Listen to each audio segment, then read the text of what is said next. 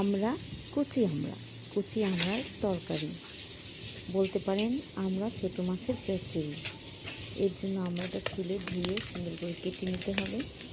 এরপর ছোটো ছোটো আমাদের দেশি পুঁটি মাছ, সেটা সুন্দর করে একটু কড়া করেই ভেজে নিয়েছি। দেখুন কি সুন্দর করে ভেজে নিয়েছি। একটু কড়া করে ভাজতে হবে যাতে মাছটা ভেঙে না যায়। এরপরে সাদা সর্ষে ফোড়ন দিব। এর জন্য সর্ষেটা একটু চামচের সাহায্যে ডলে নিয়েছি। এরপরে সাদা তেল মানে সয়াবিন তেল দিয়ে দিলাম। সয়াবিন তেলটা দেওয়ার পরে সর্ষেটা যখন একটু ভাজা হবে, মানে সাদা সর্ষে যখন একটু কালো হয়ে যাবে, দেখতে পাচ্ছেন, ঠিক তখনই সামান্য পেঁয়াজ দিয়ে দেবো, খুবই অল্প, কারণ এটা টক রান্না। এই জন্য আমি মনে করলাম একটু পেঁয়াজটা কম দেওয়া উচিত, তাই আমি কম দিলাম। আপনাদের পছন্দ অনুযায়ী আপনারা বেশি কম দিতে পারেন, এটা কোনো ব্যাপার না। যারা খাবারের মানে পেঁয়াজটা বেশি পছন্দ করেন তারা বেশি দিতে পারেন। এরপরে ভেজে নেওয়ার পরে যখন পেঁয়াজটা একটু ব্রাউন হয়ে যায়, বাদামি থাকে, তখন একটু পানি যোগ করে দিতে হবে, কেননা মাছটা যেন পুড়ে না যায়। তার সঙ্গে সামান্য পরিমাণ আদা বাটা, জিরা বাটা এবং রসুন বাটা দিয়ে দিয়েছি।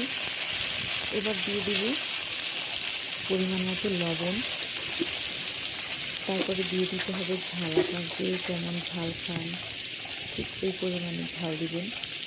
আমি একটু বেশি ঝাল খাই, এই জন্য আমি অনেকটা পরিমাণ শুকনো লঙ্কার গুঁড়ো দিয়েছি, কারণ ঝালটা অনেক পছন্দ। আর এখন শীত আসছে, শীতের সময় ঝালটা একটু খেতে ভালোও লাগে। এরপরে হলুদ গুঁড়ো দিয়ে দিয়েছি।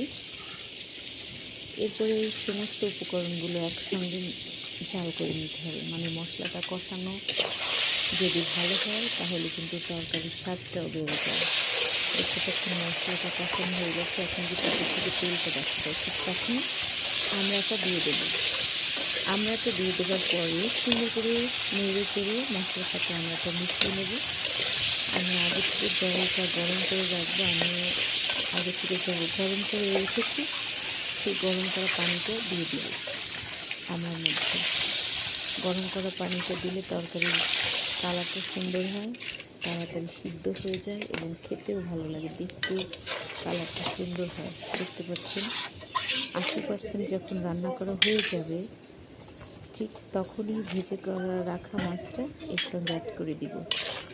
মাছটা সুন্দর মতো আমড়ার সঙ্গে মিশিয়ে নিব। এরপরে রান্না করার শেষ। দেখুন কি সুন্দর কালার এসেছে, খেতেও অনেক স্বাদ। আপনারাও তৈরি করে খাবেন। ধন্যবাদ সবাইকে।